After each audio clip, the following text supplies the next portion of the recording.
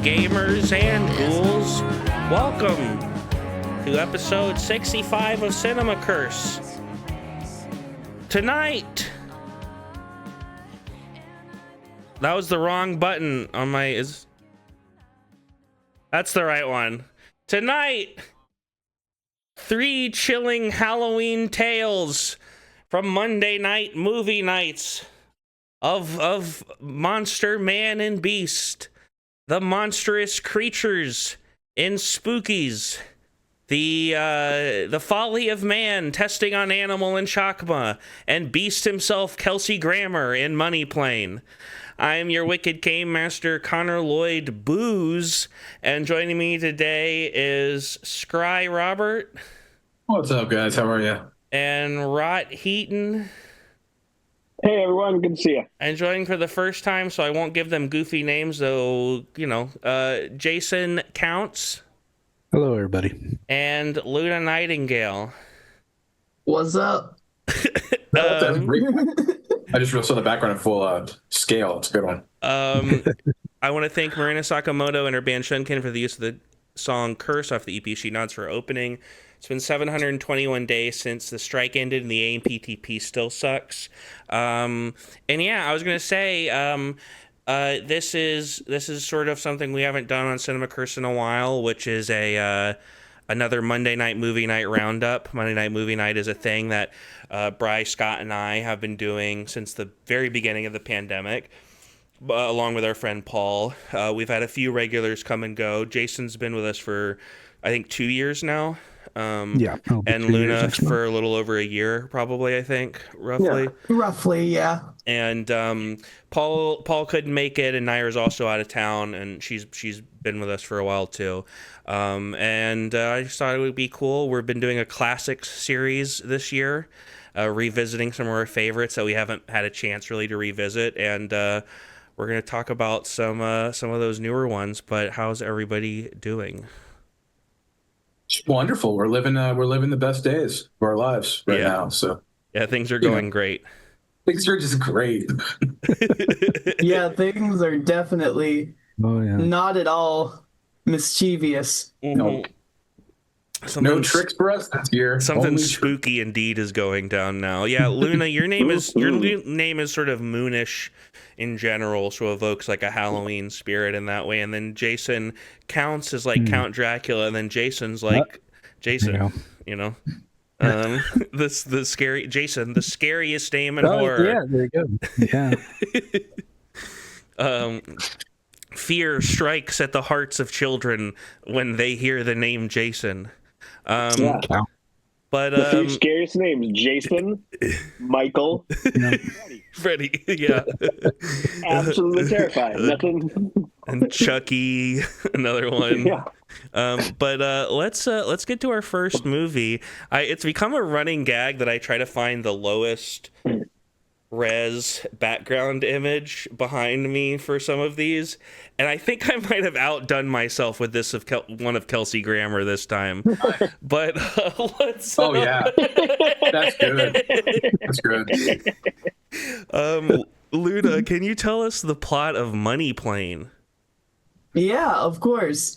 You see, it all starts with WWE person of interest, The Edge, going to Kelsey Grammer's mansion to conduct a heist of this casino that is on a plane.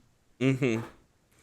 And so he gathers a team, The Edge does, and does a heist on the casino that is on a plane. It's the cutest little mockbuster that couldn't. Made by, of all people, the Lawrence brothers. Remember them? And I will say I believe his name is just Edge. The Edge is the guitarist for U2. Okay. Yes. But it was funny thinking about the idea of The Edge from U2 in this movie instead. He's I do not watch wrestling, so unfortunately. It's not my area of expertise. But yeah, I mean, Scott and Bri and I have seen this multiple. Was Luna and Jason, was this y'all's first time seeing Money Plane? I know it's been like a month, but I imagine it still stands out a little bit because it's a pretty good, fun, bad movie. I went back through it and wrote some notes. What did y'all think seeing it? Between the three, I think I actually liked Money Plane the most. Hell yeah. It was ridiculous. It was a neat little take on heist movies, despite being low budget, and it had the Beast for some reason. Yeah. So Kelsey Grammer in it as Darius Emmanuel Grouch III, aka the Rumble. It has great lines such as when an assistant of his shoots a guy on his back porch. I wrote this down verbatim. What the fuck did you do? I told you shut him up, not shoot him. You fucked up my terracotta. This stuff is porous. Don't you get that? For God's sake, son of a bitch. It's never going to come out. It's going to stain. As a writer, that is a 10 out of 10 line. It's such a wonderful, wonderful movie. He's just, every bit of screen time he has, I'm happy. But you got a sound bite his introduction in that. Oh, this is cinema. You can tell that Kelsey Grammer really wanted to do this movie. Oh, hell yeah. To a certain extent. Like, I think, Connor, you said that, like, this is probably shot in his house and he wasn't going to leave one room. So that's why look, guys, you're going to accommodate me. That being said, like, I'll help you out. Because, like, look, this guy was the star of a 90s sitcom, okay? He does not need the money. Yeah. No. But I think he loves playing a villain. Yeah. Oh, yeah. Yeah, absolutely. So it's like, I think that's why he did the Expendables. I mean, like, he wants to be in that kind of, like, tough guy. Because it's so out of see Boss? I haven't seen Boss, no. Plays, I think, the mayor of Chicago. He's good at it. He was hoping it was going to be his Breaking Bad. It didn't quite go that way. But I mean, like, I think he kind of wants to. So, like, you give him a good villain role to chew on and stuff. Like, he's having the time of his life. I want him to be in a Breaking Bad, but that is more where it's pitched more like he's Frasier at the start, where he's kind of like real, uptight and stuff, and somehow that character breaks bad, and we see. I would like it if it was Niles who gets him to break bad. Like Niles, he's been like in hiding a little bit, just getting like he's getting crazy. Dark Frasier. Yeah. Be great. Fucking, he comes into the movie with talking about Money Plane. He's like, if you want to bet on a dude fucking an alligator, Money Plane. Money Plane. Which every time I hear that line, I'm always like, what's the bet? Yeah. How long it's gonna take the man to make the alligator come? I don't know. But you know what? Here's the thing. I'm thinking about, like, if you get on, like, those, I don't know, you guys aren't really into sports, but like DraftKings or anything like where you're like betting on the game, like, it's constantly sending you like new bets and stuff where like it's not just simply betting like who will win, you know, like like you could do that. They got on a big plane so that 5 events could just be happening for them on a plane, but like from another location. I want to take a 6-way parlay. The alligator's going to come in less than 20 minutes. The guy's going to not come. He's a service top. The alligator will kill him after coming. And disappeared real quick. And the Knicks by 3. Oh yeah, okay. Money Plane. You've come to the right place. And I love that the one dude kept winning, and it was just like they're watching him as if he had just accomplished the biggest things in the world. Yeah, they were praising him. One of the going like, "How is that Joey?" Well, one of the things about Money Plane is that, like, while that is a possibility, betting on a dude fucking alligator, mostly it's just them playing poker. Yeah, which you can actually do at like a casino. Yeah, with like ships though that are from the dollar store, like clearly from the dollar store. Like everything, that outfit, that entire set piece is dollar store material. Well, I think the movie was shot in one of those rental planes that like influencers can rent to make it look like they have a private plane, and B, Kelsey Grammer's and Thomas James's houses. Yeah, I think they built a box on a soundstage and they called it a plane. Yeah. Yeah. Pretty much. It's not even like one of those big impressive planes. Like I remember when I was younger, you'd watch a movie like this isn't like the biggest budget movie in the world, but you watch a Snakes on a Plane. And that's a big ass plane in that movie. Like Yeah. no, that was a set. Yeah. That is the thing about like this movie is that it's just like it's just this side of professional, like, Yeah. and the bad side. When I say even when they're like navigating, you're like, this doesn't actually make logical sense of what a plane would be like, because there'd be like all this extra space here, nothing here. You know what I mean? Like they were working with clearly a bunch of little box sets. You know? Mm-hmm. Really spent a lot of money on the cast, and it shows that like A-list stars on celebrities on a cheap set is still just actors on a cheap set. Yeah, the night sky was dark for all the stars were in Money Plane. Yeah, for Denise Richards, Thomas Jane. He's the main. Yeah. Besides Kelsey, I guess he would be the biggest name. Oh yeah. Edge. I was actually watching wrestling at the time when Money Train came out. Mm-hmm. Edge started out as a tag team with his partner Christian. They were part of the Undertaker's Army of Darkness. But then they had like a series of matches with the Hardy Boys. I'm sure you guys have probably heard of the Hardy Boys. But yeah, at that time, I think he was trying to go as a solo wrestler. And they figure, hey, money, maybe I could do the acting thing too, like The Rock and all these guys. He's not as good. He work out for both. He looks perpetually surprised in the film. He does, and yeah, he's got a strange. I don't know. I mean, it's not his fault. Yeah. But what's great is it's such an action movie, and you'd think he's going to be the action guy. They get on the plane, and dude just sits you just fly in the plane the whole goddamn movie. Yeah, like halfway through the movie, they put him in the cockpit, and they're like, it's fine. Let him do his thing. Yeah. You're absolutely right, Brian. I forgot about that aspect of it. That like the pro wrestler does very little of the action. He fights the like beefy co-pilot who looks like a wrestler, but then other than that does he just settles in. He just settles in. They didn't have him as long as they wanted, and so they had to make up a lot of his screen time in one setup. And they did a Zoom call with Kelsey once, and that was basically their interaction there. This was made by the Lawrence brothers. If people don't know, I think Joey Lawrence is the famous one. He was on a TV show called Blossom. He was famous for having hair. Like whoa. Yeah, like catchphrase. Like that. Oh wow, that's what that was for. I got that for. No, this is from one of the movies when we're talking about movies generally later. This is from Trick or Treat. There's a little girl in it who says "whoa" like. Whoa. And I just thought it was really funny and wanted to put it on my soundboard. I like it. And I didn't double check what buttons were which beforehand.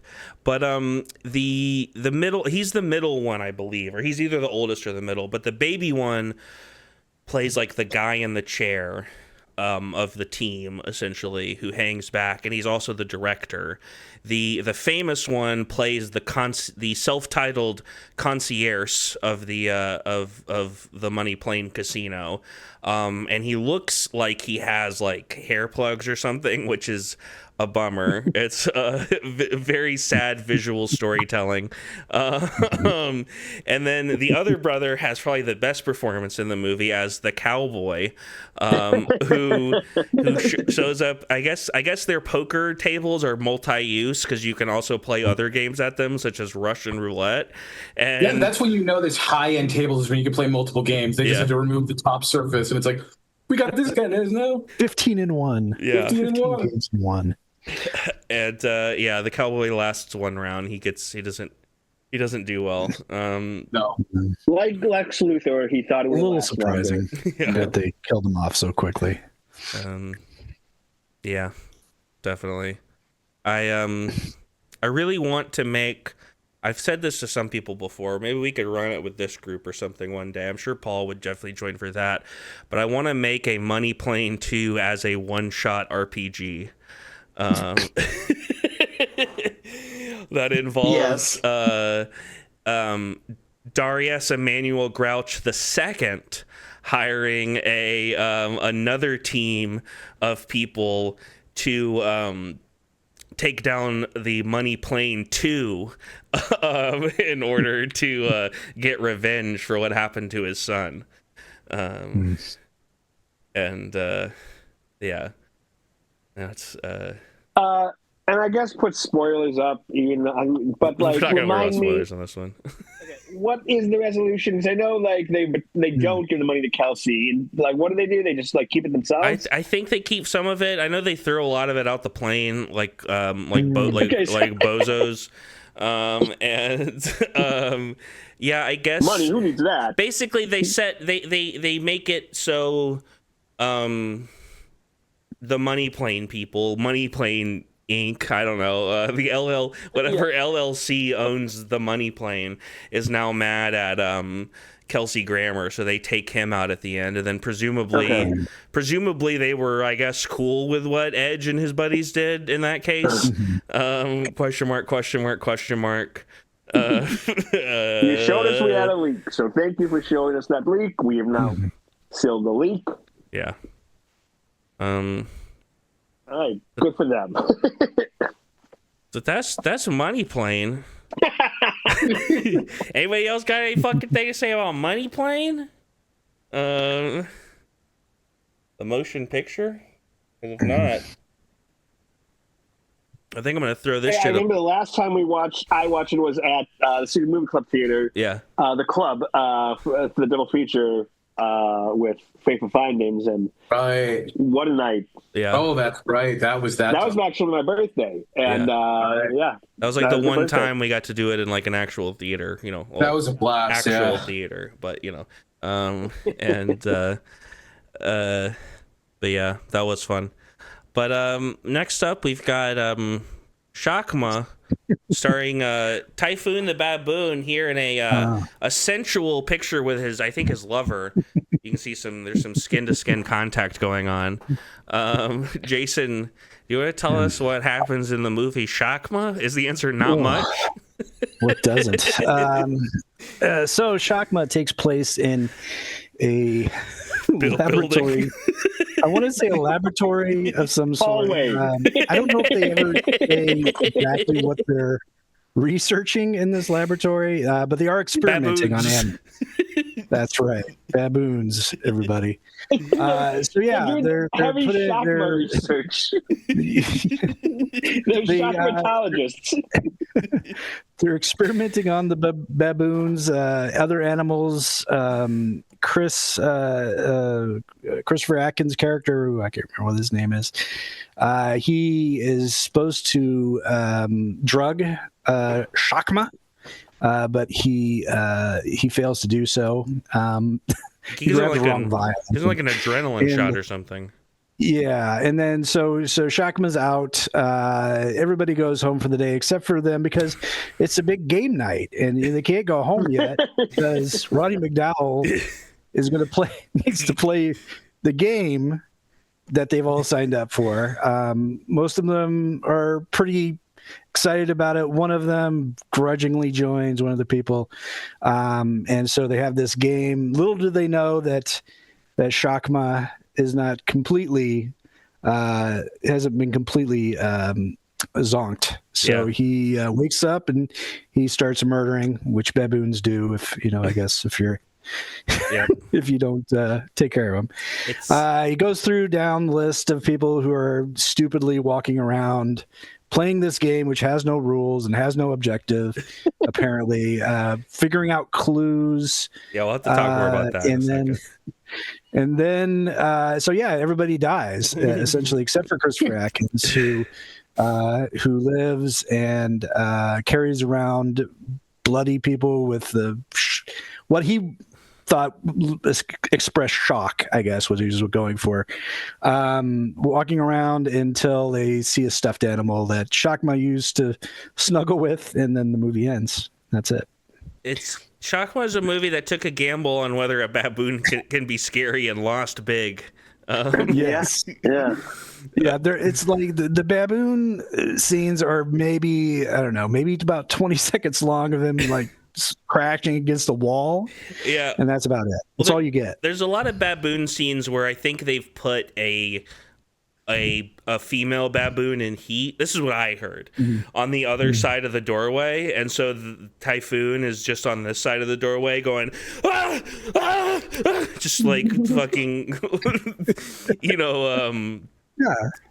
horny and like in a real ancient primeval way. Yeah, I will say every time. Also, doing that, sometimes the baboon will just be like walking into a room, and he's just the most adorable little guy. They're like, there he goes. Yeah, but they have the music, the dark music playing. Yeah, they try. But it turns out the one thing ominous music doesn't make not delightful is just a little baboon just walking around like a little dude. He thinks he's people. And specifically, we watched this one years ago. One of our first series we did was a showcase on this actor, Typhoon the Baboon. I was joking earlier. This is actually a picture of him with Jeff Goldblum from the movie The Fly. And he was also in two other movies where he plays two connected films. One's a sequel to the other, where he plays the sidekick to like the world's boringest James Bond ripoff. And who's redeemed a lot by having a baboon sidekick. But yeah, this one, I mean, which makes us realize how much better James Bond would be with the baboon sidekick. Yeah, it's but yeah, I mean, he's the star of the show, Typhoon. Roddy McDowall is gathering a paycheck, and the plot doesn't. I mean, Jason, you had a hard time describing it because, like, what are they doing? They're not playing an RPG. They're playing like a scavenger hunt with like extra like rules. Yeah. But I think what you said is better. A scavenger hunt, like where you dress up. Yeah. And they weren't dressed up. Well, some of them were. They were just... Oh, yeah, the one was. The kid. The little girl. And we should talk about that, like the kid. Yeah, that's a weird part where the little girl comes in. They're like, I mean, she's not like a little girl. She's like, she's like 15 or something like that is like the vibe you get. 15, 14, 13. But the other characters, you get the vibe that they're all at least like in college, Yeah. And she's like the princess they can save at the end, and it's like, what? There's also like weird vibes between her and the lead. Yeah. Where we're like, what is going on? Because it seems like he's hitting on a high schooler. Yeah. I get like her having a crush on someone older. Like that's a normal trope, but it's played bad. Okay. Well, I wanted to kind of get into the lead for Shock.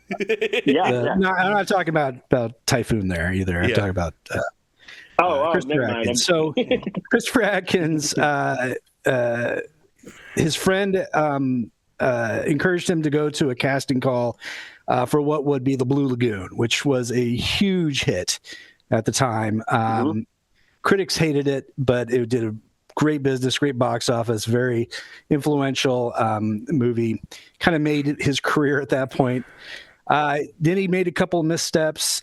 He was in a movie called The Pirate Movie, which you don't see very much. It was personally I was a huge fan of that movie, which is embarrassing now. It was like a musical. It was based on it's supposed to be an updating of The Pirates of Penzance, which is a play. Anyway, he was in that. That movie bombed. Critics and box office hated it. So he made one last try at relevance with Leslie Ann Warren in a movie called A Night in Heaven. Shakma. Oh, okay. which didn't do well either.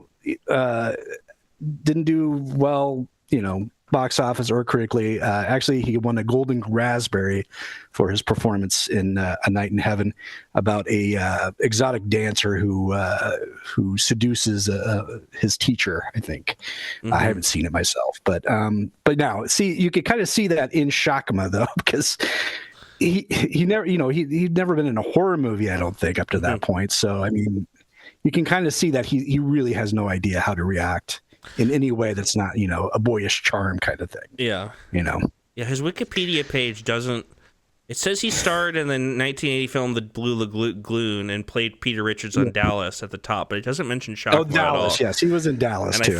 I feel like that's a mistake. I feel like I should really update this Wikipedia page to draw more attention to Shakma. In fact, I'd erase the whole part about the Blue Lagoon. In Dallas. We were talking about like that weird chemistry between him and the little girl, because that was, because he was with Blue Lagoon with Brooke Shields, which was kind of icky, kind of weird. Yeah, like, super gross. Yeah. So, yeah, it's weird to see. Of that dude. We should do those 4 movies. Yeah. Oh, yeah. I think he was unfortunately in more than that. Yeah. Wait, there's another guy we have to talk about in this cast is the one dude who is like sexually into this game, because that guy. Yeah. He's talking like this. Oh yeah, he's like turned on by it. I was like trying to remember. Yeah, he's the only one really like role playing. He seems to really be into this game, when everyone else is kind of just having a good time. So, like the one guy who's supposed to be like the professor's inside man, is only doing it because he wants to like. It's like, oh, it'd be good for my career, but you can tell he clearly does not care about the game. Mm-hmm. It really, because it just eventually results in all the characters going down the same fucking hallway over and over again. They take forever to tell anyone. Like the little girl is just sitting there waiting to be a prize for like an hour after a baboon has already killed somebody. Like she's just, I don't know what she's doing. She's like, it should just cut to her every once in a while, like reading the newspaper. Yeah, like the weird thing about this movie is, I would say like the pacing is all off, because I feel like despite the baboon stuff, like, yeah, I don't know if that you could make that scarier, but like just when people learn about what's going on, for a while, like they do way too many kills up front, and now they're just down to 2. So just a bunch of people like walking down the same hallway back and forth, finally like learning about Shakma. There's way too many like, what's in here? I mean, you do that like once, but they do it like 3 different times right away in the beginning. Deaths. Yeah. And there's always that period of time between you actually seeing somebody get killed by Shakma and then they finding their body. Yeah. And by then it's like way too long. And like kind of said, like she's not a little girl. Like, it's just because she's like the teenager is like upstairs. Like, she should have found out and been like also trying to escape way sooner. Yeah. The movie seems like almost unwilling to give itself like plot and structure. Like it has the part where there's like the person outside and they try contacting them with like throwing stuff, but it's like, just like do it for like 2 seconds and it's fine. They just leave. Who cares? Also, she's just, didn't they just keep going back to where she's like throwing like little like. I think they only came to it once, but like that's something you could like progress, and that's something you could come back to and have advance in certain ways, and you get that person to come in, and that's a new person that Shakma can kill, and exactly. I thought the movie's charm comes a lot from how little plot it has, though. I think in a weird way, like it kind of comes back around, but it does make it, I think, a more advanced good bad movie because of that. Well, it's one of those things where it's like, wow, guys, you really had to stretch us out to 90 minutes, but I don't know what to tell you. You had 90 minutes worth of material here. You just didn't know how to use it. Yeah. But like somehow they're like, oh, we barely made it. I don't know how we did that. I was like, I don't know how you didn't. Yeah. Yeah. And it's not even 90. It's like 100 minutes still. Which is... I think when we watched it, Connor, both of it still seems weird to me that both of us were expecting some sort of twist, that one of either the little girl or the girlfriend didn't really die. Yeah. They just, it just looked like she did. But in the end, no, they were both dead. They just both die. It's because you're sitting there and you're dumbfounded because it's just Blue Lagoon guy and Shakma, and there's 30 minutes left of this bitch, and you're like, there's no fucking way that this is gonna be like, it's gonna be like the trio scene and Good, the Bad, and the Ugly, just like them staring at each other for 10 minutes. But here's the thing: even if you're gonna do that, you could make that work. Make it like Predator, or make it something like that. Again, they just don't. He just kind of walks around. He does a couple little things towards the end, but it was like right at the end. Yeah. But I swear, I looked all over to see if there were alternate endings, and no, as far as I can tell. Look, they had a vision, and they saw it through to the end. Yeah, I could have sworn the main lady came back, but no, she didn't. Yeah. She's fucking You know gone. what was funny is I could have sworn that the girlfriend who they were trying to get in contact with, I could have sworn she comes in and gets killed by Shakma. Like, seriously, I had seen this movie before, and watching it for the second time, I was waiting for that scene that in my mind I knew had to exist. We had all incepted ourselves with more plot than the movie had when we watched it the first time. Our minds filled in the holes. Well, does anybody have anything else to say about Shakma? Not a picture. I want a remake of this with Shaq called Shakma. Well, it's funny because the night you guys watched it, I was at Beyond Fest seeing Primate, which would pair incredibly well with Shakma. And I think No that's Shakma. Paramount. So yeah, it's no Shakma. Well, and one of the guys mentioned it while you were there, which is crazy. Yeah. The guy, exactly. Yeah. Which is really fun.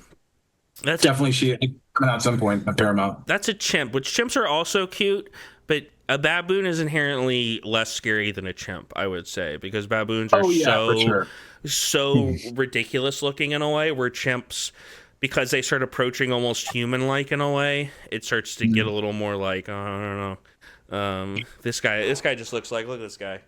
He's just hanging, yeah. He's just chilling. He ain't gonna hurt his soul, man. Yeah. My favorite shot of him is in that one of those James Bond remakes where he's just on top of that wall with the machine gun. That's beautiful. That's just art.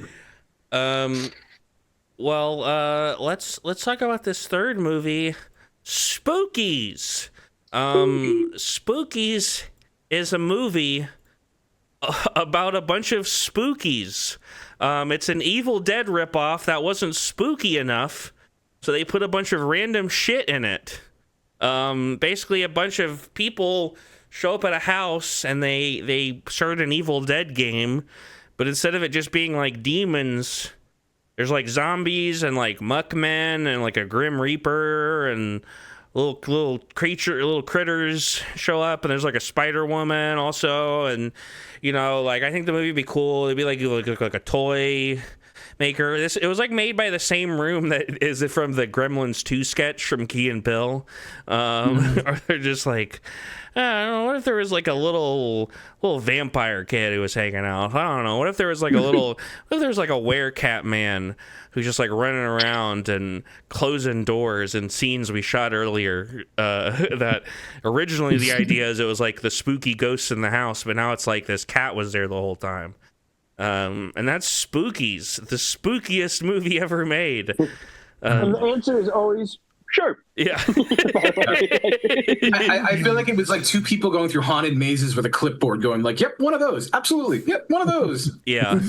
Yeah, I made a list of Spookies. I threw my phone away, so I don't know if Bri, you could look up on the phone my review, my very first review of Spookies. I wrote a list of every spooky that we encounter. That's right. You were counting the other day. But yeah, I know Luna and Jason, this was y'all's first experience with Spookies as well. And what y'all think of Spookies? Yes. Luna, you want to Oh, shit, got a good list. go? Yeah, it was something. So yeah, I mean, like you said, the Evil Dead, the ripoff. I just it just butts up with everything else. Mm-hmm. It almost wants to be family friendly to a point. With like spooky characters and stuff. Like maybe something you take your kid to see, but it's not really. Yeah, no. Yeah, it's just bizarre. It's definitely one of the most meanwhile ass movies ever made. Like it's just like every couple of minutes, like meanwhile, there's something like some other bullshit is happening. I think it's a hoot. Hey, it's not called Spookies. Spookies. There's a whole bunch of spooks running around, and they are. And there's a list of them that Connor. Can you? Yeah, let's hear. Can you read those, Bri? Yeah, absolutely. There's a list of Spookies, including the lead Spooky, Catman. Yep. This has an asterisk. It's pedophile. Might not actually be a Spooky, but he does turn into a zombie later on. So that's the caveat to that. Little Vamp Kid, Haunted Toys, Dead Body, Evil Dead Ripoff Woman, Evil Grave, Zombies, general. Just there was a grouping. Lust Crazed Muckmen. Yeah, we'll put a pin in that one. Little Tadpole Spookies, The Predator, Elf Hag, Toxic Masculinity, which is also noted. The greatest Spooky is man. Yeah.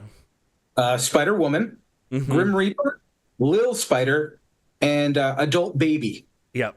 Yeah, that was the list. That was all the Spookies. Obviously, some of those counted. There were many more actuals. The number of Spookies was greater, but they would sometimes fall into a category. So they gave them a grouping, as in zombies or the tadpole Spookies. Even though that one's hard to tell because it's clearly only one actual Spooky that they're reusing in different shots. So maybe it is supposed to be multiple Spookies or just one Spooky moving around a bunch. And that's the one that they throw those little clay pots at. It's really funny. The fact that you don't know, that's part of it, the Spooky. Yeah, that's what they want you to be doing. Yeah, maybe there's one, maybe there's multiple. You'll never know. It's a thinker. It's like, you watch one of those, it's like you go see like a PTA film. You want to think about it after, and that's really what Spookies is about. Well, yeah, you do think about it afterwards, definitely. What did you think, Luna? What did you think about this one? I cared a great deal about the man wearing a garbage bag for like 95% of the movie. The jerk. Yeah. Duke, who is addicted to destroying wooden chairs. I think multiple times in the movie, he throws a wooden chair at a door, and it just like collapses apart into each individual wooden plank that it was made of. I like there's an old man who is either dating one of the people or chaperoning the group. And he at one point jumps through a door. That's my favorite part of the whole movie. Versus through the door, Kool-Aid Man style, but like a missile. Two other favorite moments. Wait, go ahead. Did he hopefully like helps the lady through the hole that he just leapt through, just like a bullet through it, and he's like, "Oh, here you go. Sorry about that." One of my favorite lines is early on when they first enter the house. They're clearly because the head Spooky guy is clearly reshoots, but the stuff with the kids is clearly mostly the original movie. And they say something like, "Oh, maybe somebody does live here," and then it cuts to the Spooky guy and he goes, "Somebody does live here forever." It's like, oh, and I love how he's scheming so hard the entire film. Like he's just back there working it. Yeah. He's playing chess. He's talking about pawns and stuff. It's a very pre-Matrix conspiracy theorist sort of lingo. And And then I think my two favorite monsters, my favorite's behind me, which is the Grim Reaper. The Grim Reaper shows up and they throw him off a 2-story ledge, and when he hits the ground, he explodes like he's like a tanker truck. And which I didn't know he did that. And then there are lust. I mean, honestly, in a way, I almost don't want to say what's going on with the lust crazed mucked men, because they are maybe it's self-explanatory. Yeah. Well, it is it what's going on with them in the movie? I think the only true way though is to experience it. I think really. Yeah. Full confession. I thought you guys were fucking with me with the men. I thought you were playing something while they were on, and then I'm like, oh, wait a minute, this is actually part of the movie. Nope. Yeah, no, it's part of the movie. It is the soundtrack that is the part of the Muckmen scene is indeed the soundtrack that is in the Muckmen scene. I'm like, come on, guys. But yeah, I love this movie. I mean, I think the last bit goes on forever, where she's just running in there's like a 10-minute stretch where she's running in the graveyard. Eventually, that was like how many minutes do we have left? Yeah, exactly. Yeah. Eventually, it starts going on again. It starts going on for so long that it becomes like kind of funny almost. And then when everyone's just like laughing like at the camera, that's fun. But yeah. I'd like to see it on American Cinematheque. I think 2 years ago they had it at the LF3. I think on film too. I think I was there. Connor and I saw it. Yeah, Connor and I went to see that. That's when I saw it. Yeah. Oh no shit! Really? Mm-hmm. Yeah. Seen Spookies on the big screen. Saw that thing as it was meant to be seen. As it was. Wow, no, for real. That's why I wasn't able to make it. I was like, I refuse. I can't cheapen Spookies to my Chromebook. I'm very jealous at this point. Wow.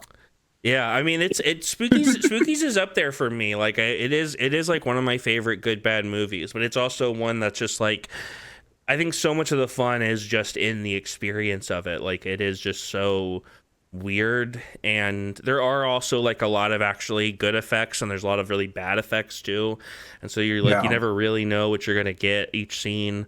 Like you're gonna get something cool like the big spider lady sequence, are you gonna get some fucking bullshit like the little vampire kid with like blue on his face going like running around, and it's a great Halloween movie.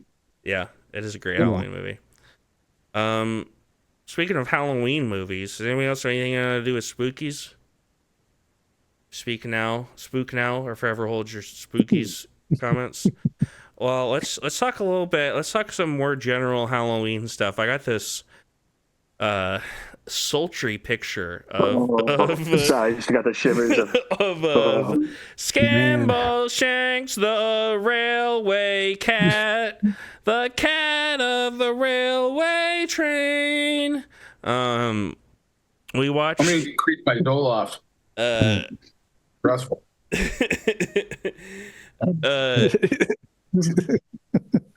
It's a great effect. What is that him right behind you? Yeah. He's right behind me, isn't he? Yeah, he is. We watched. I pulled up a picture of cats. We'll talk about some movies in general, but I wanted to first talk about another Monday night movie night. We redid our first double feature, Luca Guadagnino's Suspiria and Cats. I don't really want to talk about Luca Guadagnino's Suspiria. But I wrote a lot of things to say about Suspiria. I the other night, Bella, who joined us, just joined us for Suspiria. The next day when I was hanging out with her, I was like trying to explain. Like she was like, "What is a jellicle cat?" And I was like, listen. Oh Christ! I wish I didn't know that. I would love to not know that, honestly. All the names, the fucking. Like the ending, the fact that like the point of the movie is that they're gonna send a cat to space, I guess, and fucking Skimble Shakes when he shows up and when he leaves at the end is really funny when he just starts spinning and just zooms off. Yeah, so much bullshit, like an entire 2 hours of bullshit. Yeah. It's I always think it's never going to be able to take me to the same sort of hallucinatory heights that it got me the first time, and it always manages, at least for a little bit, maybe not as wholly, but at least for a little bit, at least like kind of get me there, where I'm like there's always at least one point where I'm just like almost crying, because I can't stop laughing. There needs to be some like separation, you know, like years or so. Yeah, that helps, I think, for sure. Yeah, where you're like, oh yeah, it's weird, and then you watch it like, no, it's really fun. To the point of like, they clearly had a vision, and like there is a lot of like good work done in this movie. Yeah. But just yeah, I know, but just to like, who are you trying to impress there, buddy? You know, Tom Hooper's not gonna fuck you, dude. No, like I feel bad because the visual effects people got like shat on. Yeah, right. For sure. Yeah. Like the point of like Wilson and James Corden making a joke at the Oscars. Like, I don't know what to tell you. We did what you told us. Yeah. A very short amount of time with the amount of money you gave us on what you wanted. Yeah. So you, like, were the special effects bad? Were they bad? Or did you just make a bad choice? Yeah. Yeah. And part of it was like Connor's pointing out that just the perspectives of everything was just so off. Yeah. Through the whole movie. Well, and it's also Tom Hooper's Les Mis isn't like the greatest musical adaptation film, obviously, but the choices he is making in adaptation on that one make sense for the story of and the songs of Les Mis. And then the fact that he made those exact same choices for Cats is baffling. Yeah, and we put this with Suspiria because they're both movies about a group of occultists making a jellicle choice. So yeah. I stand by my call that we need to get someone to edit these two movies and have all the Cats music to Suspiria and also Suspiria music in Cats. Yeah. I just want to take that one sequence, that dance sequence that actually literally mirrors each other almost. It's going to sound bonkers. Well, anybody else been checking out anything fun this Halloween season they want to shout out? It's not really horror, but I know me, you, and Brian at least have seen Begonia just came out. Begonia, yeah. Well, we're going to talk more about that next episode because we're going to have to be doing. All right. Well, I'm just going to give my thumbs up. For now, I'd say go see it. I liked it a lot. Yeah, it's a good one. Speaking of movies that are currently out and you should go see, and also that are spooky flavored, Tina Romero just dropped a pretty solid one with Queens of the Dead. I had the pleasure of watching it this past weekend. And it's like a callback to her father's type of zombie movie, but in like a good way. It's a modern take on a Romero movie with a lot of cameos and Easter eggs from earlier works. Same social commentary, but more queer. Nice. Hell yeah. That's Katie O'Brien, right? Katie O'Brien, yeah. Katie O'Brien's in it. Nina West, if anyone cares about Drag Race. She came in second. There was also Jack Haven, who was in I Saw the TV Glow and recently came out as non-binary. And, it's a really good comedy, really lighthearted. There were parts of it that actually kind of made me tear up a little bit. What's it called? It's a solid one. Queens of the Dead. Queens of the Dead.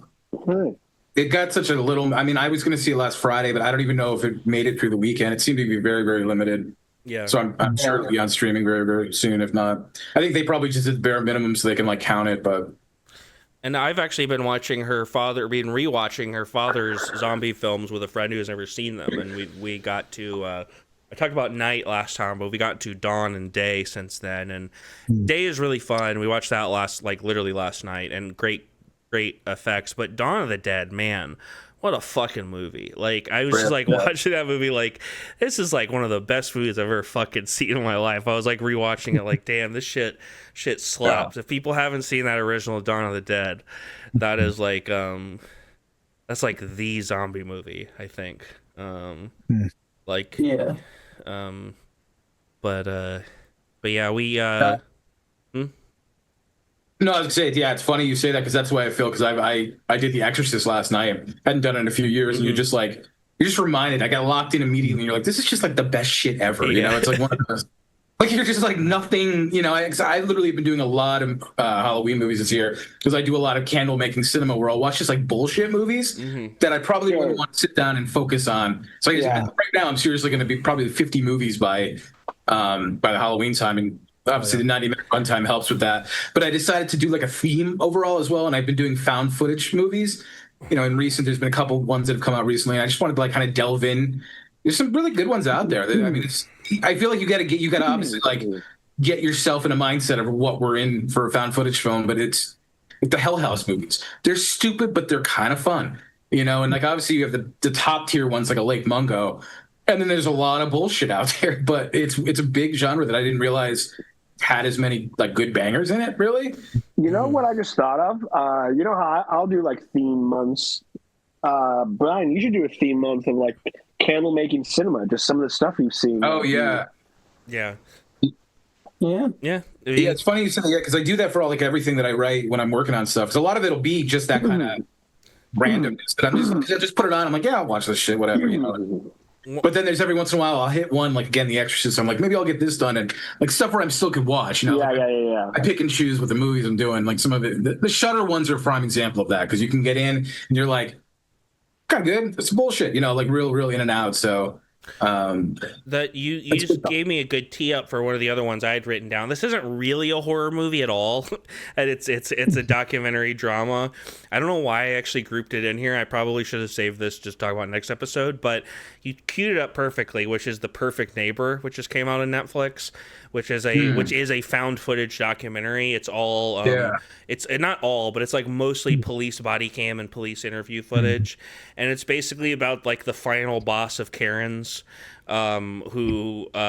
which eventually it starts out. If it wasn't, there's a teaser at the beginning where you know this eventually leads to like pretty intense violence, but then when it comes back it almost is like funny in a way because it's basically this lady who lives across the street from all these families, and she just doesn't like that the kids are outside, and you know the kids are fucking with her because she's fucking with them, and it just keeps escalating and it's a wild ass movie. I mean, it's really intense. But like I said, the first half almost plays like a comedy at times, just because you know you'll have these moments where, like, there's one you've gotten so used to what it looks like when a cop walks up to this lady's door, and then there's like this one part where suddenly it cuts away, and we're like clearly not on the block anymore. We're somewhere like across town, and someone is there, and he's like, yeah, somebody like fucking just drove their car like all over fucking here, busted through this fence, did all this other shit. Like, I don't know what's going on. Like, and the cop is like, okay, well, what's the license plate number? And then we cut to his computer, and he's like, oh, they're not too far. And then it like smash cuts to the guy walking up to her house. Oh yeah. And you're like, oh, okay. Or a couple times. I love those. There's I mean, that's a pretty popular genre now too. It's just the body cam story. And it's kind of like weird, especially like seeing the beginning. I can almost see the humor of it because the cop doesn't know what they're really in for. They're like, "Oh, this could be just some weird shit," and then like, "Oh, goddamn kids" or whatever. And then it's just like they get caught in like the craziest shit. Well, you get that. There's like multiple times where the cops will have like a conversation with the lady, and then they'll walk away, and it'll linger. It won't cut away for a second, and then you'll hear one of the cops be like, "Crazy fucking bit," and then it'll cut to the next scene. And it's like I said, it's a great movie, but it is also it's intense. It was produced by the family of the victim, so it is also probably a little biased against the the Karen lady, but you know she's not dead and somebody else is, so you know, fuck her. And we also watched for movie night Your Vice is a Locked Room and Only I Have the Key, the Giallo, which was pretty fun. I watched Trick or Treat, the one with Gene Simmons and Ozzy Osbourne, which is like almost a great movie, but it's pretty fun. It's not scary at all. But I'm surprised. I mean, that sounds it sounds terrifying. A bunch of method actors, you know. Well, it's funny because like part of the core of that movie is like that satanic panic, like heavy metal is easy, but I always think about like from Role Models or whatever, when I forget if it's Sean William Scott or Paul Rudd, but he's explaining to the kid about Kiss, and he's like, yeah, you had to, back in the day, to get chicks, you had to dress up like a bunch of gay clowns. It's like all the people in this movie that are supposed to be scary and frightening, and I'm looking at them and it's just like, you know, Dee Snider or whatever with like the like makeup. It's like, you guys. Just the can of Aquanet that just got destroy the ozone layer. Yeah. The 80s are great for that. And then I'm almost done with the Midnight Club, the last of the Flanagan shows I haven't seen, which has been also pretty nice. Good. They did a fun like inverse. There's like one character who's a hardcore Christian, and they want to do like the other characters want to do like some pagan ceremony, and they did something there that reminded me of like situations I've been in where it's like, come on, you just have to come to the Christmas church thing because it's nice, and this person like was unwilling to go to the pagan ceremony, at least at first. I was like, oh, you fuckers. Because I know you fuckers wouldn't be. If I asked my parents to go to like some sort of goat sacrifice, they'd be like, no thanks. But yeah, anybody got anything else they want to shout out horror movie wise? Does everyone have like a favorite go-to movie, like a Halloween movie or something that like, because this week leading up, I'm kind of watching the absolute top favorites of mine. Like including like TCM is probably honestly my biggest is Texas Chainsaw Massacre in a lot of ways, and I think because last year's Beyond Fest I got to go to the 50th anniversary screening, and they had everybody who was still alive basically on panel. But the experience of watching that in a theater, I don't think there's anything that is like it. It just starts, and once it gets going, it just rips literally till that very end. And I don't know, something special about it that I think will always stand. And then, of course, even recent ones like The Witch and Hereditary, I just have to do my rewatches on those as normal. I mean, for me, yeah, go ahead. For me, The Thing is pretty high up there. Thing, yeah, totally. Thing. And Shaun of the Dead, I'd say those probably. Yeah, Shaun of the Dead, yeah. I don't know. I mean, I watched. I think I put in the group talking about Color Out of Space. That was probably my favorite movie that I watched. Did you watch that with us, or were you even on? No, I watched it. He watched. Yeah. He like asked about it thoh, and I was like, oh yeah, we watched. Yeah, just to see if he had this recommended it, and it was amazing. I loved it. I also watched. I really liked Bring Her Back. So good. And then, because that reminded me a lot kind of Weapons a little bit, just in the idea that if you tried to describe the movie to somebody, they'd be like, that sounds fine. Yeah. Out of which, whatever. Yeah. But I mean, just the way it's constructed, in the way it just kind of slowly moves into inevitable kind of violent ending for both of those. I really liked Bring Her Back too. So it's like Misery and Dread. That's the best thing for horror, for something that's going to be more than just gimmick shit. It's just like bringing you through the trauma zone, find a good pocket of it, and that would just work. Right. Oh yeah. Luna, you got any go-to Halloween movies?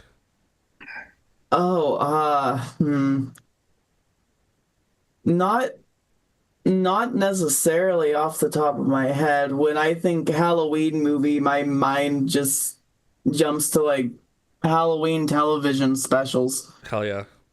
or like the Scooby Doo movies. Probably actually would be my final answer. The James Gunn Scooby Doo movies. Hell yeah, that's great. We recently did those too. Yeah. They hold up. They both hold up. And I always go. I usually pretty much every year watch Halloween 3, Season of the Witch, and Trick or Treat, which I subbed with Trick or Treat this year because I feel like I've watched it probably once every year for the last 10 years, if not multiple times, and I'm like, I'll give that one a year off. And I funnily enough did Trick or Treat last night, and I will be doing Halloween 3. Connor and I saw it at for Cinematic Void a bunch of years ago.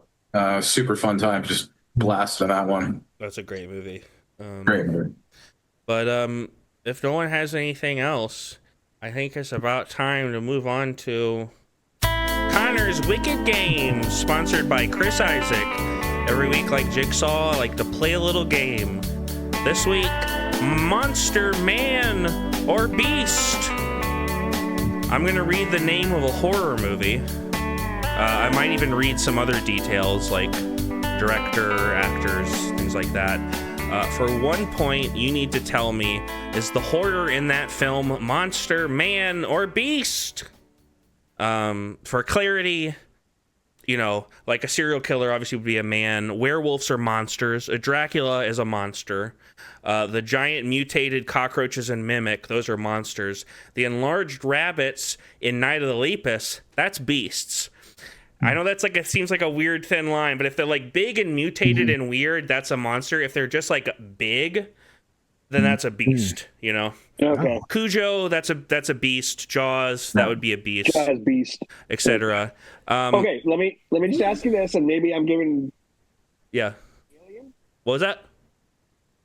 The movie Alien. The movie Alien. That alien, I would definitely say is a beast. Really? Oh, no. Is a monster. Sorry. Monster. Absolutely. I fucked up. I fucked up the. I did this earlier when I was thinking about explaining this, and I fucked up the. Yeah, no. The alien from Alien, the xenomorph, I would describe as a monster out of those three, but I wouldn't necessarily describe every alien. In every like science fiction horror movie. Well, funnily enough, even Predator. I would think Predator is more of a beast in a lot of ways. That's a monster. That's a monster. They're like a type of monster, man. But there would be exceptions, So I guess when they have a bit of sentience, where Jaws is just being Jaws. Yeah. Jaws did nothing wrong and will always. Beasts are just. A beast is something that actually exists in nature. Right. It's just like an animal, yeah. Okay. Same thing with man, and monsters are monstrosities at some point. Right. For up to 2 more points. I want you to get specific. So, for instance, Jaws, you could say big shark. Cujo, big crazy dog. For Dracula, you'd say a Dracula. For Friday the 13th, you'd say either a disgruntled mom or her idiot son, depending on the movie. There are 2 caveats. One, at least one of these is dual. Meaning, like, think Frankenstein, for instance, would be a good example. Frankenstein is both a man and a monster in that movie. The Dr. Frankenstein and the monster himself. Perhaps I did not understand the point of Frankenstein. Yeah. You get double points, obviously, if you get both right.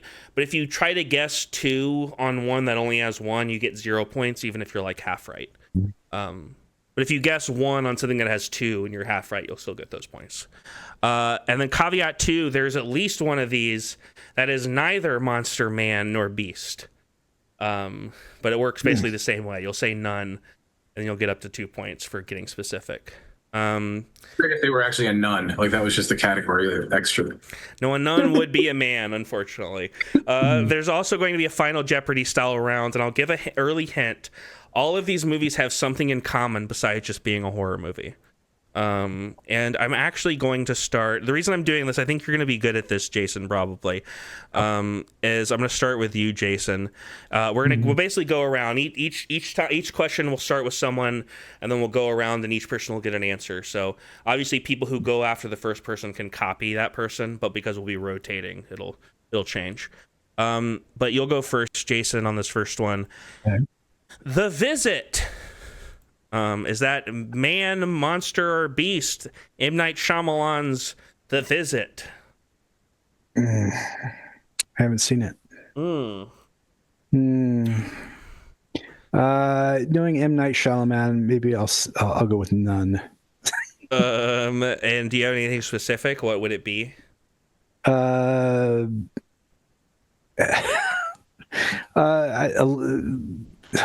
don't know. Alien Landing. Who knows? Alien Landing. Sorry, Scott. Maybe I shouldn't have started with Jason. No, Scott.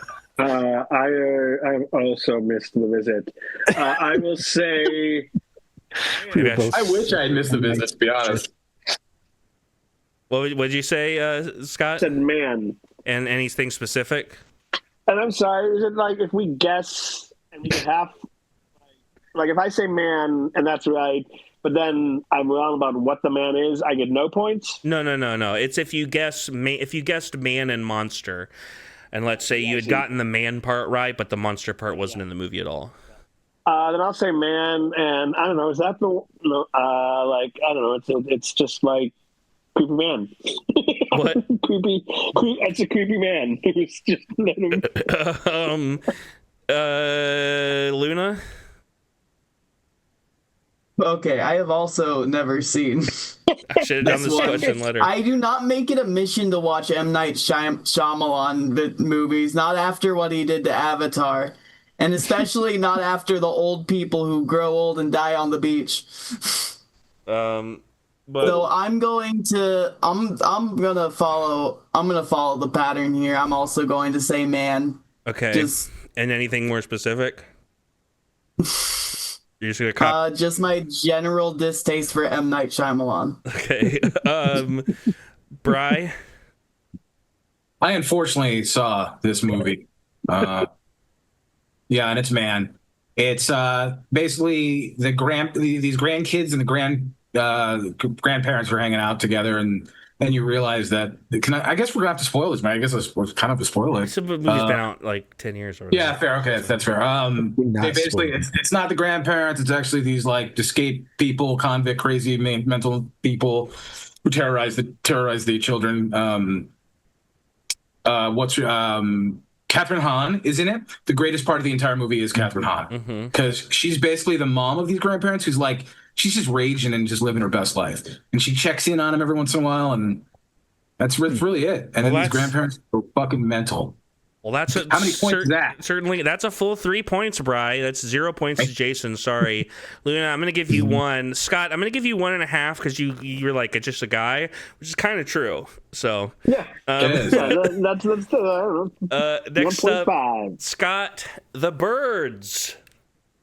Alfred Hitchcock's The Birds. So unfair. That is Beast.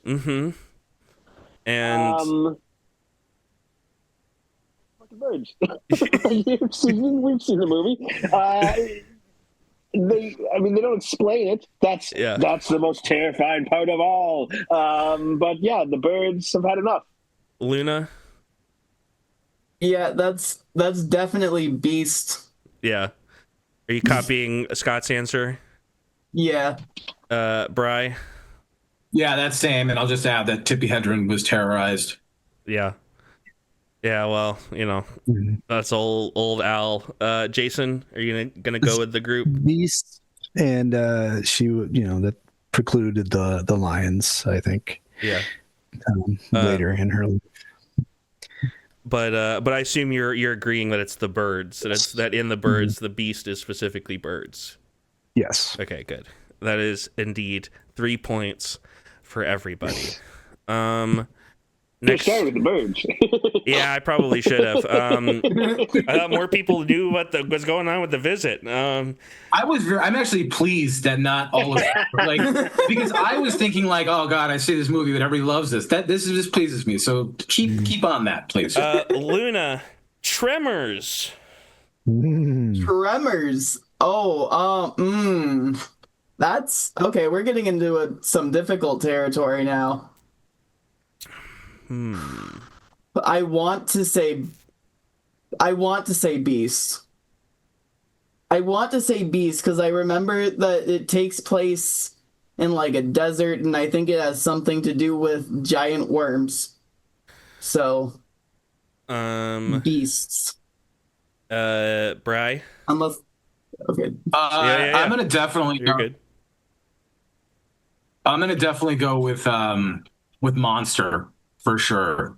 And it's just a giant worm-like monster that shakes, and it's kind of like Dune-esque, and Kevin Bacon is in it. That's all you need to really know.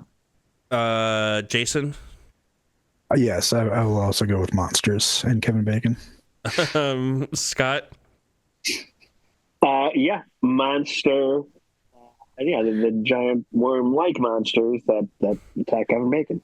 Yeah, I'm going to give you 2 points, Luna, because you did get that it was giant worms, but I did consider that a monster, not a beast, because they are like prehistoric monster worms and not like actual enlarged worms. Like Godzilla, I could see fighting that thing. Next up, Bri, we'll start with you on this one. Halloween 3 Season of the Witch. I would say man, and God, there's just so much we can do. Shamrock, we have just amazing masked children, wonderful things happen, brainwashing, all that kind of magic. That'll be your answer, Jason. I would agree with man, because I mean there are creepy crawlies that pour out of the masks. But the overall, but it is a man who is, or at least a group of men who are responsible. And what specifically? Of man, what? What specifically? You know, like, is it a serial killer? Is it? They're like witches or warlocks. Okay, I think. Let's see. Hold on a second. Sorry, I'm goofing up my thing. Scott? Man. Yes. And I would say man is the real villain is the audience who's not supporting this movie right away. So now every fucking Halloween movie has to do with Michael Myers. Yeah. But also, I don't know, the men that are behind the whole plot of this movie. And Luna? Yeah, man. I don't have anything to add.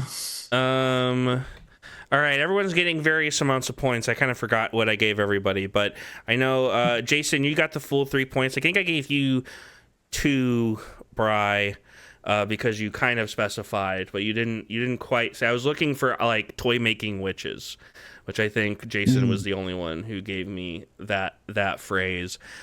Scott, you were a little vague, so I gave you 2.5, and Luna, you got 1 for the man. Next up, back to you, Jason. Cat people. Cat people. I would say monster. I guess they are people, but they're also cats. Mm-hmm. These next 3 are sponsored by cats. But what would you say there are specifically? They're just cat people that have been around for a long time. Were they from Russia? I can't remember. But yeah, they're I don't know if you could call them a lycanthrope, but they're certainly half cat, so they would be a monster or a cat sometime. Scott? Yeah, I guess they're monsters. They're cat people.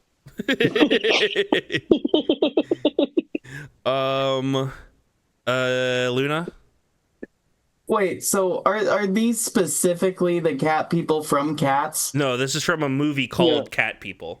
Okay, I'm getting really confused. There's a couple of them, I think. I haven't seen it. Directed by Paul Schrader. Yes. I guess I'm just gonna go a little out of the norm and say beast, because I don't know, it seems like a fine line to toe. Any specifics? I haven't seen the movie, so no. Bri? Probably Scott. I'm giving Scott and Bri 2.5 points. I'm gonna give Jason full 3. You did kind of mention I have werecats written down, and you mentioned the lycanthrope because that's essentially what they are. The next one, Scott, The Cat and the Canary. This is a 1927 horror film. Silent comedy horror film. Beasts? And specifically, they are a cat and a canary causing all sorts of havoc on the big night of some rich dude's whatever the fuck. it's Tweety Bird and Sylvester. Yeah, it's basically yeah. Luna, any guesses? Yeah, I'm also gonna have to go with Beast. I can't think of a scenario in which it wouldn't be Beast with a title like that. Unless it's something more vague. Bri? Or metaphorical. There's a beast, the canary, and they fight and they save their parents, and they win. You sound like you're someone like who just like got into a car accident and the cop is like trying to get you to remember details so they can know you don't have like a fucking concussion. Fine. You perfectly described Perfectly fine. I'm ready to go, sir. Jason? I'll go with Beast. You said it's 1924? It's 27. 27. So I'm guessing it's probably everything. like an actual bird and a cat. Somebody off screen shakes the cage, rattling the bird, and the cat goes after it and probably kills the bird on film. Well, congratulations, you're all wrong. It was a man, a murderer trying to get money. The cat and the canary are metaphors. Oh God. I was so close. One of those thinking films, huh? And then Luna, The Shadow of the Cat.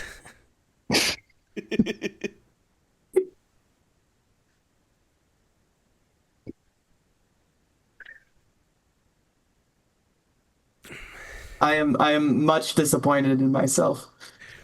The Shadow of the Cat, that's the next movie. Oh, that's okay.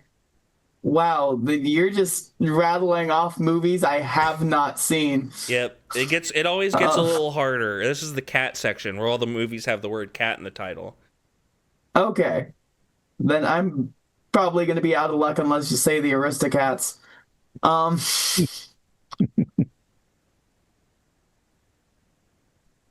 You at least give her a guess. Okay, I'm just gonna say that last one threw me for a loop. I'm gonna say Monster. Okay, and anything specific? What was the title of the movie again? The Shadow of the Cat. Never mind. I'm changing it to Man, and it's going to be a serial killer movie set like a film noir background or murder mystery something. A man has to steal a jewel and he dies. Bri? I'm gonna say Beast.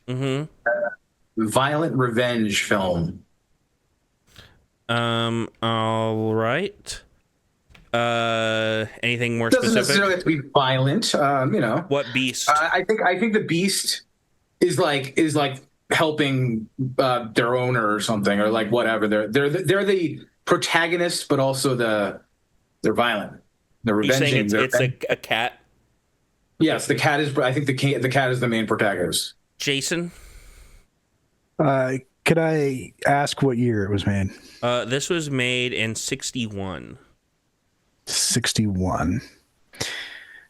I'm gonna say Monster. Boris Karloff is the Shadow. And Scott? I'll also say Monster. Anything Big specific? monster shadows. Well, most of the shadow of a cat. No points for Scott or Jason. Luna, I'm giving you. How much did I give you? I think I gave you 2 points. Let me double check this real quick. Yeah, I gave you 2 points because this is a dual one, actually. You guys both get points because you both got part of the answer correct. 2 points because it is a man. There is a murderer.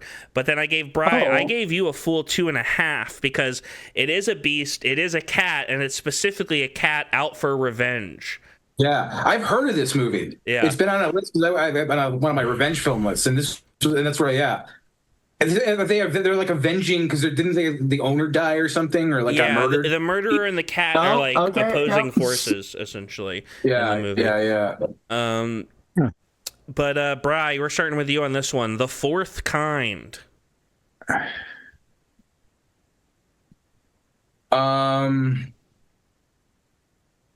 That's a tough one. I feel like that's a kind of well, I guess if we're gonna refer to like the way we did Aliens or thought about Aliens, I guess I'll say Monster, and it's alien shit.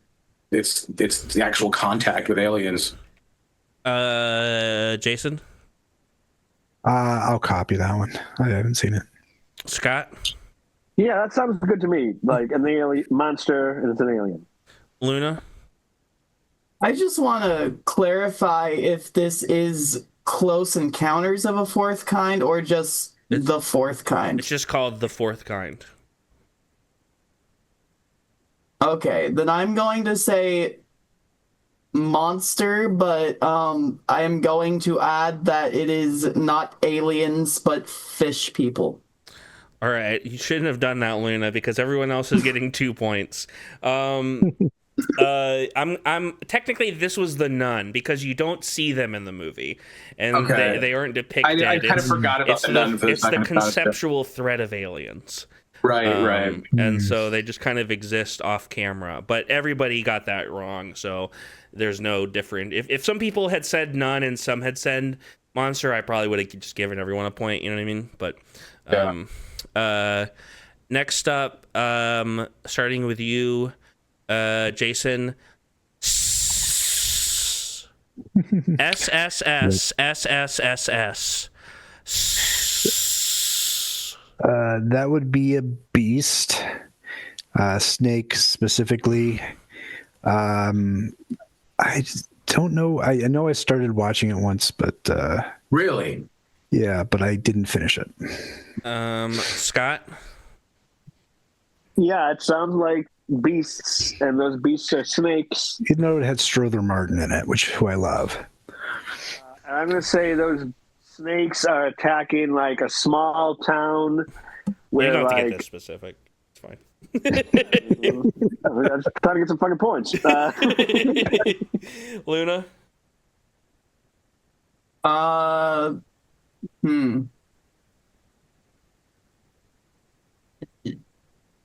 I'm gonna go with Monster and say it's about Gorgons. Hell yeah. Bri? What did Scott say? Monster? Scott and Jason, they were on the same page as Monster, right? Yeah. Monster. Yeah. Sure. Or, Well, did I say monster? I think it's a beast. Whatever you guys said. You said beast. Yeah, they said beast. Luna said monster, and because of that, she gets the only point. Because, in fact, this was another dual one, actually. It's sort of like a Frankenstein. You could have said man. There's a mad scientist named Dr. Stoner, which is funny, and he's creating a mutated snake man, who is the monster, the eponymous... I've not So that was actually pretty close with Gorgons, because Gorgons are like snake women. Okay, I'm actually, you know what? If Gorgons are, Gorgons are like a snake people. I'm gonna give you another half a point for that. So that's really closer than I thought. And then lastly, Scott, the serpent and the rainbow. First, the serpent and the rainbow. I don't know. A monster. All right. Any Different specifics? dimension. A monster from a different dimension coming to eat our children. Luna?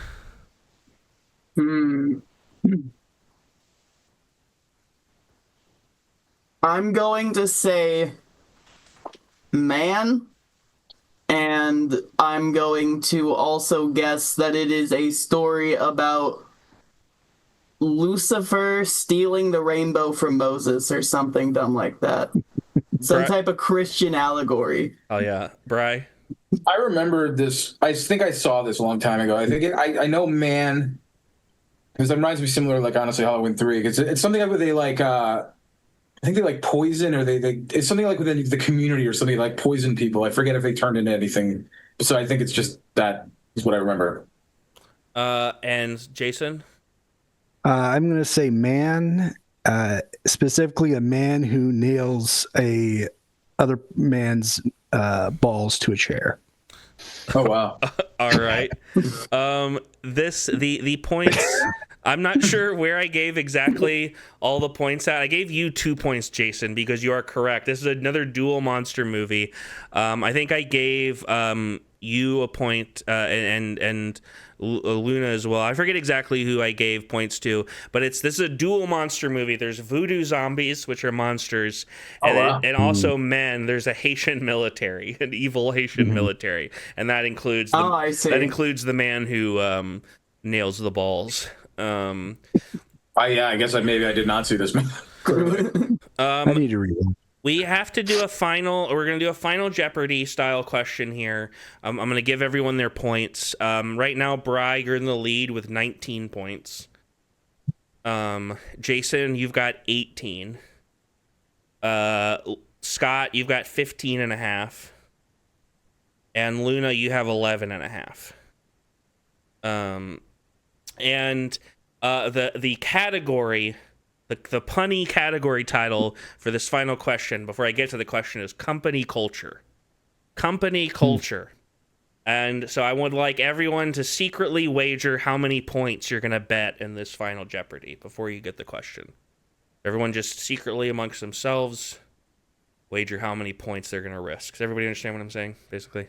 Mm-hmm. And do you get it, Luna? Yep. And then, all right.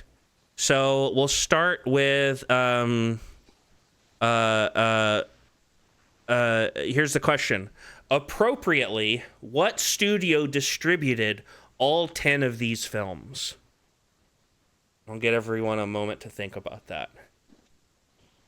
Appropriately, what studio distributed all 10 of these films? And I think we'll start with Luna. How many points did you bet? I'm going all in, Connor. Hell yeah. And what studio do you think distributed all of these films? I'm going to say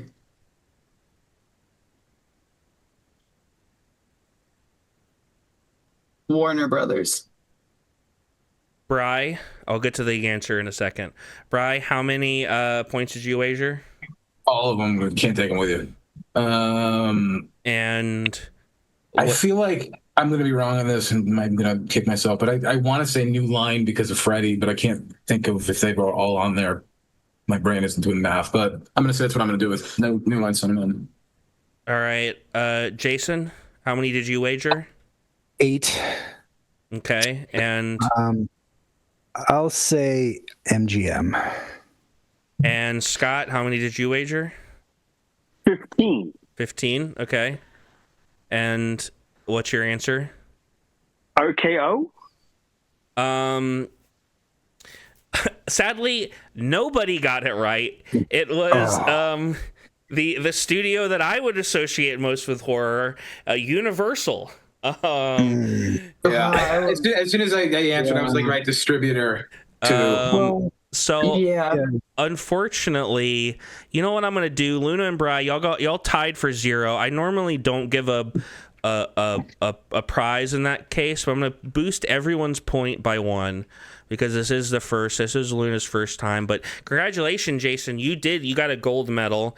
Scott got a silver. Luna and Bri would be getting nothing, but I'm being very benevolent and I'm boosting everyone's points a little bit.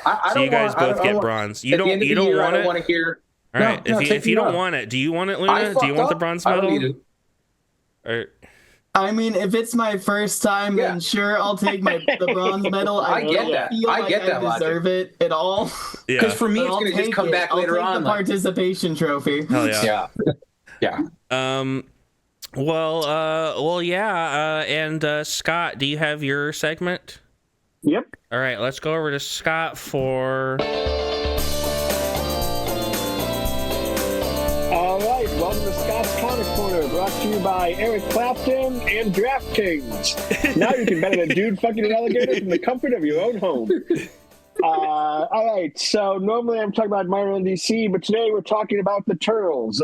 Today the annual came out, which is good because just last week, Jason Aaron wrapped up his 12-issue run, which was bringing the Turtles back. This is the new volume. The last volume ended at 150. I don't know how it ended. I didn't read it, but I did read the reboot, which was a 12-issue run, basically cut in half. The first half is Return to NYC, or Return to New York. The second one is TMNT versus NYC.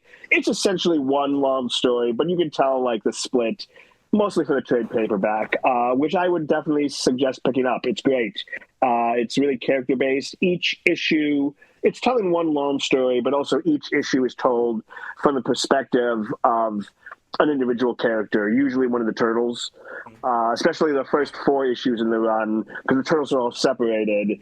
So it's coming from their point of view of how they're getting back together. And then issue 6 ends with them back in New York, where they're dealing with the villain of the arc, which is District Attorney Hale, who's in with the Foot Clan, and just fucking turtle shit up. It was really great character based. Might work better as a trade paperback than reading it 1 issue a month. Over the course of a year. But now that it's over, the Turtles are together, which brings us, like I said, to this annual written by Kenny Porter. Another individual based. Basically, it's the story. They're having pizza, and each character tells a story of what happened to them while they were apart. Although Donnie does not tell his story. That's, I suspect, Donatello, who has probably the most traumatized from his experience away from the brothers. I think his storyline is going to be the main focus on where the issues are going. That issue is coming out in December, written by a new team. Let's see, it's Jean Lunien. I'm not familiar, but I've been really liking the run. So, like I said, check out the Jason Aaron ones. And if you haven't been reading it, December is a great time to jump on board. Even this one, this comes out this week. So read this and then read the series. It's great. Yeah. And then just in time for Halloween, continuing the Age of Revolution, it's Undead Pool. Ooh. Basically, he's a zombie. Yeah. I haven't got a chance to read it. It just came out today. I had only a chance to read the annual before we started. But I know that's going to be his storyline through this Age of Revelation story arc that Ekmans are going through. Basically, whatever the mutation, the gene bomb that went off has zombified him. So nice. We'll see what happens. That's Scott's Comic Corner. Sweet. Well, anybody got anything else? I love more like an genocide, Palestine, Sudan, everywhere else. Task finished, which was a really good miniseries. People didn't saw Task. Task has been the talk of the town. It's like fun. It's nothing like mind blowing, but Mark Ruffalo is really good in it. Tom Pelphrey plays the main quote unquote bad guy, is really good in it. And then I also got to see the Viagra Boys live the other night, which was fucking sick. Yeah. That was like the craziest concert I've ever been to. I got everyone was largely pretty chill, but I definitely have never been pushed around that much.